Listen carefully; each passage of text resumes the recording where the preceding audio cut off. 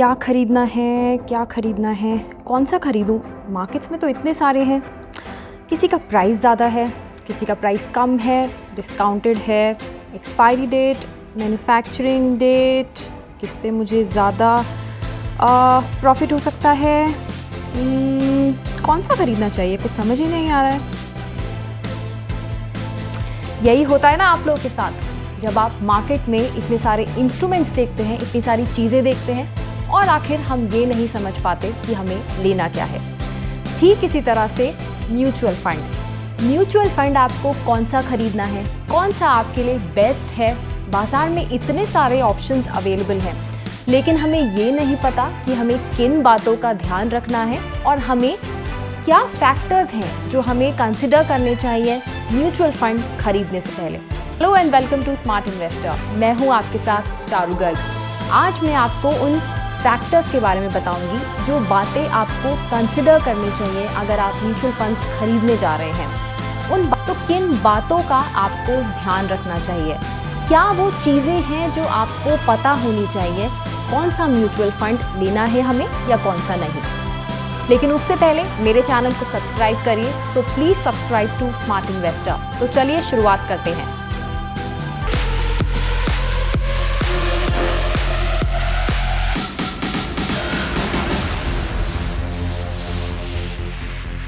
तो सबसे पहली चीज़ आपको पता होना चाहिए आपका इन्वेस्टमेंट ऑब्जेक्टिव क्या है। आप किस चीज़ के लिए आप निवेश करना चाहते हैं। म्यूचुअल फंड अगर आप खरीद रहे हैं तो आपका ऑब्जेक्टिव क्या है। जैसे मैंने अपने फर्स्ट एपिसोड में बताया था, फाइनेंशियल प्लानिंग का पूरा प्रोसेस हमने समझा था कि आपका इन्वेस्टमेंट का जो ऑब्जेक्टिव है वो होना बहुत ज़रूरी है, यानी कि आपका गोल, आपका लक्ष्य बहुत ज़रूरी है। तो पहले तो आप ये जानिए कि आपका लक्ष्य क्या है, आप किस चीज़ के लिए ख़रीदना चाहते हैं, आप किस चीज़ के लिए आप निवेश करना चाहते हैं। कोई भी आपका गोल हो सकता है। अगर आपको गाड़ी खरीदनी है, अगर आपको घर खरीदना है, अगर आपको हायर एजुकेशन करनी है, अगर आपको रिटायरमेंट के लिए प्लान करना है, या कुछ भी हो सकता है आपका गोल। तो सबसे पहली ज़रूरी चीज़ आपको अपने गोल को जानना है। उस गोल को जानते हुए आप सही म्यूचुअल फंड का चुनाव कर सकते हैं। अगर आपका शॉर्ट टर्म का गोल है तो आप डेट म्यूचुअल फंड में खरीद सकते हैं। अगर आपका लॉन्ग टर्म का गोल है तो आप इक्विटी फंड का चुनाव कर सकते हैं। दूसरी चीज़ की हम बात करते हैं, कितना समय तक आप निवेशित रह सकते हैं। अगर आपका कितना टाइम होराइजन है, आपका शॉर्ट टर्म है, लॉन्ग टर्म है, उसी को देखते हुए आप म्यूचुअल फंड का चुनाव करिए। फॉर एग्जाम्पल, अगर आपको शॉर्ट टर्म है, यानी कि 1 साल, 3 साल, 5 साल अगर आपका इन्वेस्टमेंट गोल है तो आप डेट म्यूचुअल फंड चुन सकते हैं। यानी कि शॉर्ट टर्म में हम इसलिए बोलते हैं डेट म्यूचुअल फंड क्योंकि वो हाईली लिक्विड होते हैं। इसका मतलब कि आप इजीली आप कैश निकाल सकते हैं आपको जब भी ज़रूरत हो। और 5 साल से ऊपर का आपका अगर निवेश कर रहे हैं तो उसमें आप इक्विटी म्यूचुअल फंड का चुनाव कर सकते हैं, क्योंकि इक्विटी म्यूचुअल फंड में हमेशा इन्वेस्टमेंट करने के लिए आपको लॉन्ग टर्म अपना गोल रखना चाहिए। तो ये बहुत ही दूसरी इम्पॉर्टेंट चीज़ है कि आपको अपने समय को जानना है कि आप कितने समय तक आप निवेशित रह सकते हैं। तीसरी चीज़ की हम बात करें तो तीसरा है रिस्क टॉलरेंस। कितना रिस्क आप उठा सकते हैं, कितना रिस्क कैपेसिटी है, ये भी बहुत ज़रूरी है आपको जानना, क्योंकि पूरे फाइनेंशियल प्लानिंग में हमने ये समझा कि अगर आप ज़्यादा रिस्क नहीं ले सकते हैं तो आप उसी को ध्यान में रखते हुए आप म्यूचुअल फंड्स का चुनाव करिए। और अगर आप बहुत ज़्यादा, अगर मैक्सिमम रिटर्न भी आपको चाहिए तो उसमें आपको ज़्यादा रिस्क भी उसमें होगा, तो उसमें आप इक्विटी फंड्स का चुनाव कर सकते हैं। या बहुत सारी कैटेगरीज हैं मार्केट में, उसको ध्यान में रखते हुए आप चुनाव कर सकते हैं।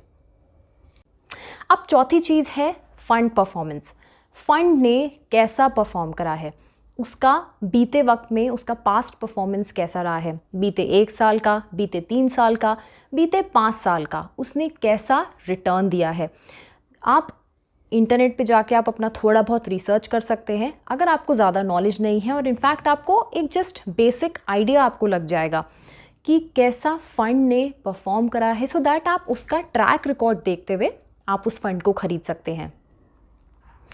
अब पांचवी चीज़ एक्सपेंस रेशो, जो मैंने अपने म्यूचुअल फंड के एपिसोड में भी बात करी थी कि एक्सपेंस रेशो क्या होता है, ये ऑपरेटिंग एक्सपेंसेस हैं, एडमिनिस्ट्रेशन एक्सपेंसेस हैं जो AMC आपसे चार्ज करती है, जो लगभग है अराउंड 2.25% होता है एक्सपेंस रेशियो, जो आपका जो रिटर्न होता है जब आप विड्रॉल करते हैं उसमें से ये डिडक्ट होता है। तो एक्सपेंस रेशियो ये वेरी करता है फंड टू फंड, तो इसको भी आप मॉनिटर करिए सो दैट जो थंब रूल है कि जितना कम आपका एक्सपेंस रेशियो होगा उतना ज़्यादा आपका जो है रिटर्न होगा, बिकॉज ऑब्वियसली जितना ज़्यादा आपका एक्सपेंस रेशियो होगा उतना कम आपको मिलेगा। So expense ratio that is the thumb rule कि जितना कम है एक्सपेंस रेशियो उतने ही आप हायर रिटर्न्स जो हैं वो आप एक्सपेक्ट कर सकते हैं। Last but not the least जो 6th पॉइंट है वो है एग्जिट लोड। एग्जिट लोड को भी हमने समझा था। एग्जिट लोड क्या है? एग्जिट लोड है जब आप म्यूचुअल फंड में किसी में आपने निवेश करा है और अगर आप उसका 1 साल से पहले या जो भी उसका टाइम पीरियड है उससे पहले जनरली आप अगर उससे पैसा विड्रॉल कर रहे हैं तो वो आपको एक पेनल्टी लगती है, वो एक चार्ज लगता है एग्जिट लोड। अदरवाइज़ अगर आप लंबे समय तक के लिए निवेशित हैं तो आपको एग्जिट लोड नहीं लगता। तो जितना कम एग्जिट लोड होगा उतना ही आपके लिए बेहतर होगा।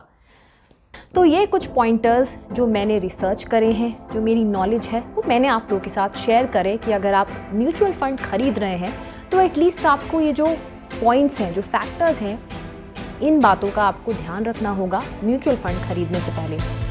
और आप लोग मुझे ये बताइए कि आप लोग किन बातों का ध्यान रखते हैं अगर आप म्यूचुअल फंड खरीदने जा रहे हैं। मेरा ये वीडियो पसंद आया तो प्लीज़ इसको लाइक करिए, शेयर करिए, चैनल को ज़रूर सब्सक्राइब करिए। Subscribe to Smart investor.